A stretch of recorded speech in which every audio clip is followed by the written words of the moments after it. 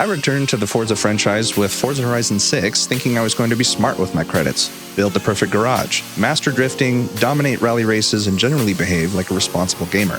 Anyway, about 30 minutes later, I was broke, spinning a hypercar into a guardrail, wearing clothing I'd won from a wheel spin, and launching a Miata into low orbit. So, things happened. After finishing my first playthrough, there are definitely some things I wish I knew sooner. Some of these things will save you credits, some will make your cars way better, and some will hopefully stop you from making the same dumb mistakes I did. So, here are 10 things I wish I knew before playing Forza Horizon 6. What's up, everybody? I'm EvoSko, and today we're talking about Forza Horizon 6 beginner tips. This is mostly aimed at newer players, people starting their first playthrough, or people who, like me, occasionally make financial decisions purely based on vibes. This is not a sweaty, if you're not manually tuning your differential at 3 a.m., you're playing wrong kind of guide. This is more like, here's what I learned, here's what helped, and here's what annoyed me, and here's what I wish someone told me earlier. Also, I'm thinking about making a separate drifting progression video because drifting was one of those areas where I actually had to slow down and learn instead of just throwing horsepower at the problem like an idiot. So, if that sounds useful, let me know in the comments. Alright, starting with one of the dumbest but most useful tips. Tip number 1, buy the clothing and horns early. I know that sounds ridiculous. You bought a racing game. You want cars, you want loud engines, you want spooled turbos, you want smoking tires, you want a normal street car and turn it into something that an insurance company would burst into flames over. But here I'm telling you to buy pants. But there's actually a reason. Clothing and horns can show up in the wheel spins and super wheel spins. So if you buy that stuff early, you can help keep that stuff out of your reward pool later. At least that's the idea. Because there are a few things more emotionally damaging than earning a super wheel spin and getting a pair of shoes, a car horn, and enough credits to buy maybe half of an escargot. Like, thank you, Forza. I risked my life going 230 miles an hour through a speed trap and you reward me with cargo shorts. Incredible. So early on, when the cost is manageable, grab a bunch of cosmetic stuff. It's not exciting, but it can make your future wheel spins feel a lot less cursed. And to be clear, I'm not saying spend your entire life savings on hats before you buy a single car. But if you have some spare credits, clear out the boring stuff. Future you will appreciate it. Or at least future you will get slightly fewer socks. Tip number 2, buy your favorite cars and actually invest in them. This seems obvious, but I think it's easy to get distracted in Forza. You start with one car, then win another car. Then there's a wheel spin. Then there's an event award. Then you see something in the auto show. And suddenly your garage looks like a used car dealership run by a raccoon with a credit card. And somehow, out of all those cars, you have like, what, 2 that are actually good? So my advice is this, don't just collect cars early, build them. Pick some cars you actually enjoy driving and put time into them. Upgrade them, tune them, use your skill perks, actually make them part of your lineup. And if there's a car you love, don't be afraid to use it. That's kind of the whole point. I used to get stuck in the mindset where I was like, well, I don't want to spend too much on this car because what if I unlock something better later?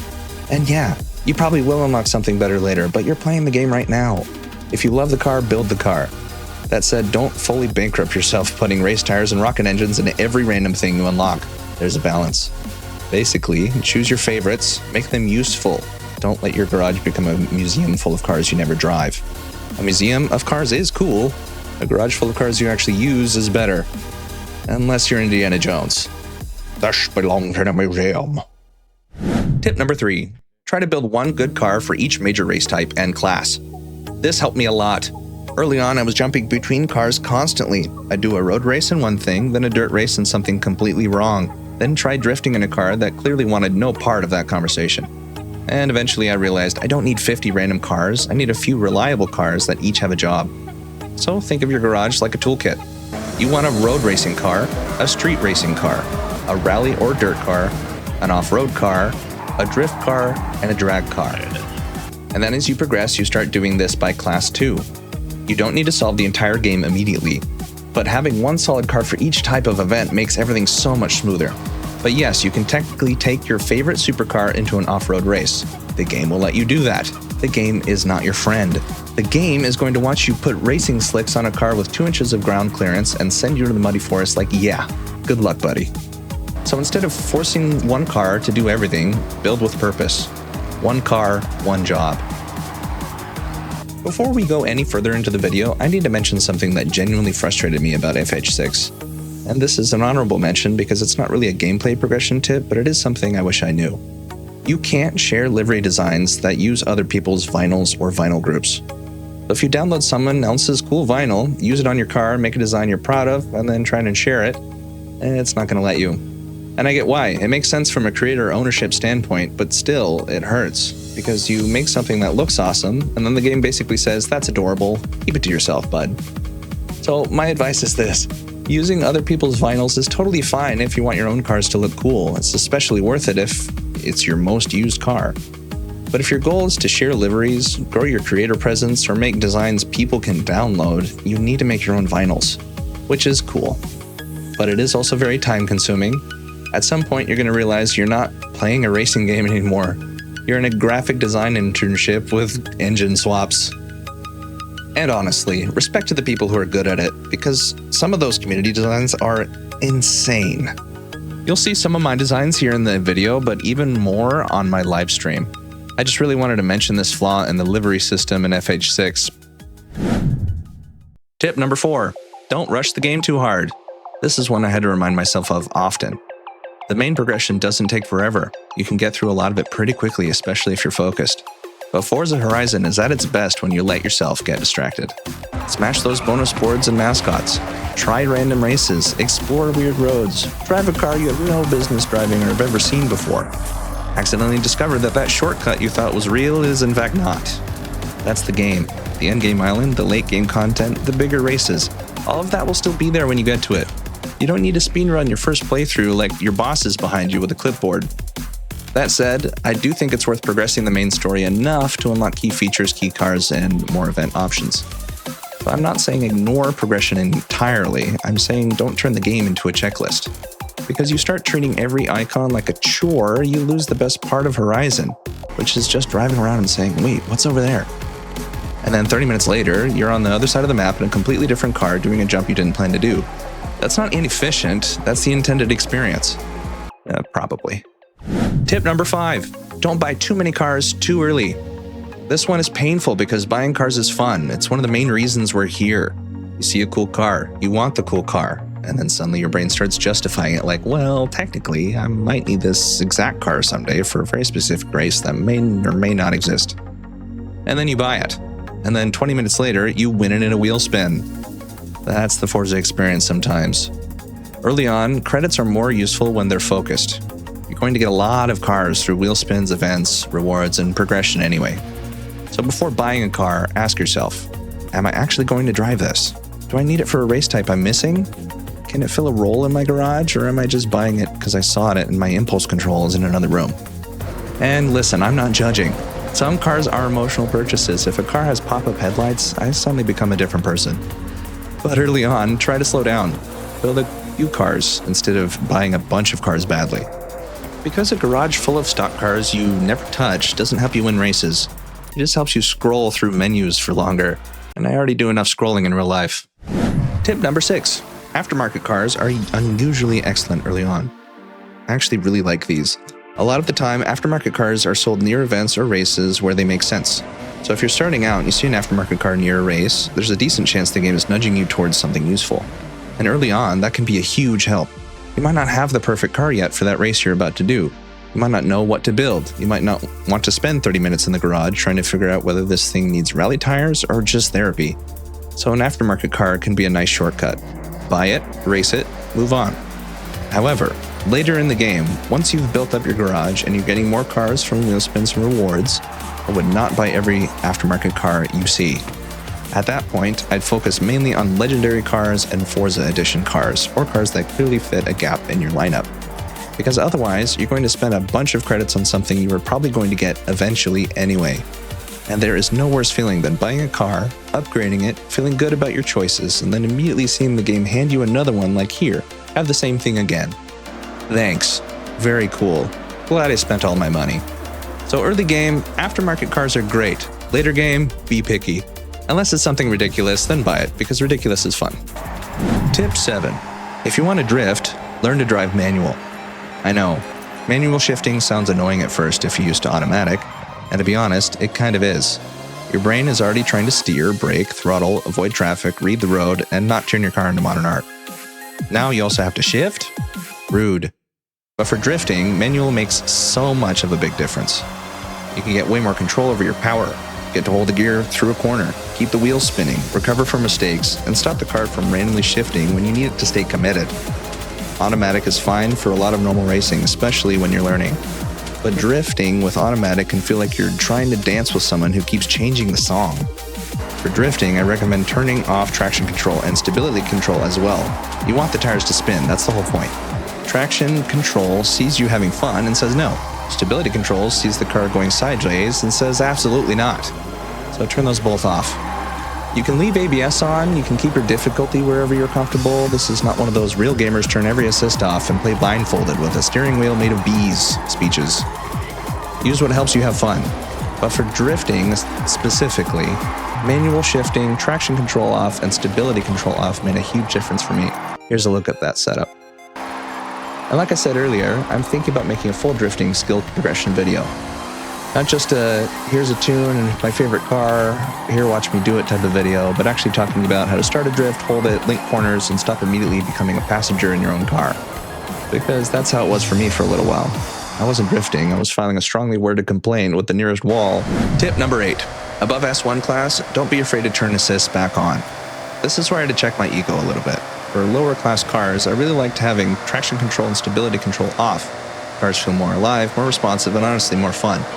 When you get into those S2 and X classes, and even R, high-powered hypercars, modern race cars, things that get very stupid very quickly, you touch that throttle a little too aggressively and suddenly that car is facing a completely different time zone. And yeah, maybe some people can handle that perfectly without any assists. Respect. Couldn't be me every time. I found that for some of those really fast cars, turning traction control and stability control back on actually made me faster because I wasn't constantly fighting the car. And if you think about it, modern supercars and race cars have advanced traction control, stability systems, launch control, and a bunch of computer magic anyway. So using assists on a modern high-performance car doesn't feel that weird to me. It's not cheating, it's using the same kind of technology the car would probably have in real life anyway. Also, this is Forza Horizon. We are launching cars off of cliffs for points. I don't think the Racing Purity Council is going to come arrest you. My rule is pretty simple. Turning the assists off makes the car more fun and controllable, then turn them off. Turning assists on makes the car faster and less likely to become a Beyblade, then turn them on. The goal is to drive better, not to suffer for honor. Tip number 9. For off-road and rally races, shift late and brake early. This one helped me a lot once I started paying attention. On pavement, you can be a lot more precise with shifting and braking. The grip is more predictable, the car behaves more consistently. Off-road is different. The ground is uneven. The tires are slipping, your suspension is working overtime, and your revs can climb and drop dramatically depending on how much traction you have in that exact second. So if you're using manual, don't shift like you're on a clean road circuit.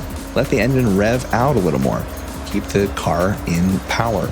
Sometimes the extra bit of over rev keeps you from shifting too early and bogging down right when the car finally finds grip. Basically, off-road traction is messy, so your shifting can be a little messier too. Controlled messy. Not I forgot what gear I'm in messy. And then on the braking side, brake earlier than you think because your car is bouncing, sliding, turning, arguing with the surfaces of the earth, and it takes longer to slow down and your brain wants to admit. If you brake at the same point you would on pavement, you may discover that the corner is no longer a corner, it's a launch ramp and some innocent shrubbery. So for rallying off-road, shift late, brake early, let the car breathe, don't panic when the revs bounce around. And most importantly, remember that the terrain is cheating. That bump knew exactly what it was doing. And tip number 10. The Forza Edition Miata at the drag strip is ridiculous. This car is dumb in the best possible way. It is insanely fast, extremely useful, and also kind of terrifying, which is basically the perfect Forza car. You can find it at the Aftermarket sales spot near the main drag strip, and I recommend checking that spot regularly because the cars that show up there are usually worth looking at. The Forza Edition Miata in particular is incredible for drag races, danger signs, smashing hard reefs, bonus boards, and genuinely doing things that a Miata should not be doing. This thing launches like it owes me money. It is not what I would call easy to handle outside of a straight line.